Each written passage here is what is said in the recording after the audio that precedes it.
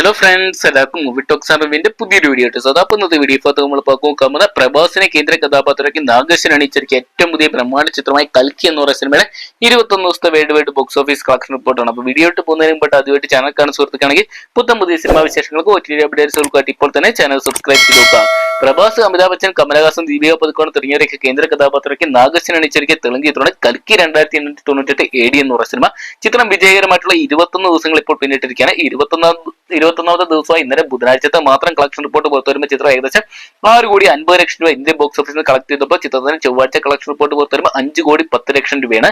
ചിത്രം ഇതിനോടൊപ്പം തന്നെ ഇന്ത്യൻ ബോക്സ് ഓഫീസിനായിട്ട് 595,75,00,000 രൂപ സ്വന്തമാക്കിയത്. വേൾഡ് വൈഡ് ബോക്സ് ഓഫീസിനായിട്ട് ചിത്രം 1,055 കോടി രൂപ സ്വന്തമാക്കിയതായിട്ട് ഇപ്പോൾ ചിത്രത്തിന്റെ അണിയറ പ്രവർത്തകർ അറിയിച്ചിട്ടുണ്ട്. എന്നൊക്കെയാണ് പ്രഭാസിന്റെ കരിയറിലെ മറ്റൊരു 1,000 കോടി ചിത്രമായിട്ട് കൽക്കി എന്ന് പറയുന്ന സിനിമ മാറിയിട്ടുണ്ട്. വിജയകരമായിട്ടുള്ള 21 ദിവസങ്ങൾ പിന്നിട്ട ചിത്രത്തിന് ഇപ്പോഴും മികച്ച ബുക്കിംഗും മികച്ച കളക്ഷൻ തന്നെ നിലനിർത്താൻ സാധിച്ചിട്ടുണ്ട്.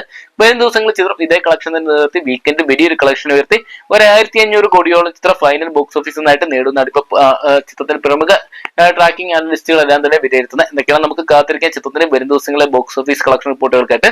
അപ്പം കൽക്കി എന്ന് പറയുന്ന സിനിമ നിങ്ങൾ കണ്ടിട്ടുണ്ടെങ്കിൽ സിനിമയെക്കുറിച്ച് നിങ്ങളുടെ അഭിപ്രായം കമന്റ് ബോക്സിൽ പോകുക. അതോടൊപ്പം ഈ ഒരു സിനിമ 1,500 കോടി ക്ലബിൽ ഇടം നേടുമോ ഇല്ലെന്നാണ് നിങ്ങൾ പ്രേക്ഷകർ ആഗ്രഹിക്കുന്നതോടെ കമന്റ് ബോക്സിൽ പോകുക മറക്കണ്ട.